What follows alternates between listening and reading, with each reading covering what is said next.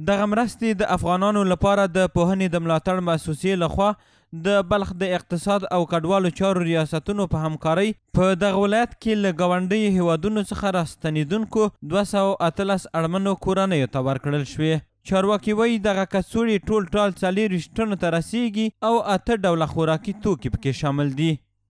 د 218 کسانو دپاره مواد نه نغاودت کوونکو دپاره ویشل کیږي چې دا شامل دي د وړو نه او د بورې نه او د غوړو نه د چایو نه لوبیا همدارقم نورې وریجې خوراکي توکي داسې ورکول کیږي. دفتر د اوسې له طرفه او په همکاری د ریاست امور مهاجرین و دا کور په کور سرویس شوی دی.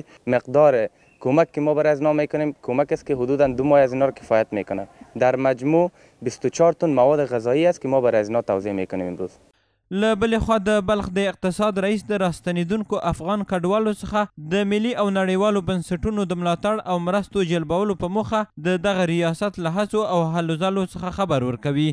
نور موږ هم مؤسساتو ته مجالس نیولي دي، هغوی موږ ته خپله آمادګي ښودلې ده. انشاءالله چې بعضې اسنادونه یې په لاره دي د مرکز څخه را روان دي او بعضې هلته به تفاهمنامې په صورت کې دي چې تفاهمنامې امضا سي. انشاءالله چې دا کوم مهاجرین را روان دي هغو سره به نورې هم مرستې وسي.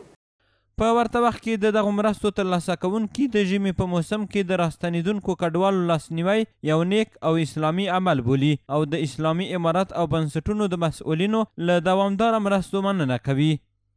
سرپناه هم نشته، شی هم نشته. دا د موږ لپاره داسې ده چې د موږ لپاره ډېر کومک ته ده. که لیک شی د موږ لپاره ډېر شی دی ده او دا ډېر شی دی. الله دې خوشحال لري، امارت اسلامی دې تل ژوندی. خواهش ما همین است که در کل اگه مردم رسیدگی شود، سرپناه شود، زمستان است، مردم مهاجر شده آمدن، فقر است، بیچارگی است. د شته شمیرو له مخې له پاکستان څخه د افغان کډوالو د جبري شړلو له پیل راهیسې تر اوسه پورې 15,000 کسان دغه ولایت ته راستانه شوي دي او اسلامي امارت د ملي او نړیوالو بنسټونو په همکارۍ ورسره د خوراکي او غیر خوراکي توکو په برخه کې اړینې مرستې کړي دي.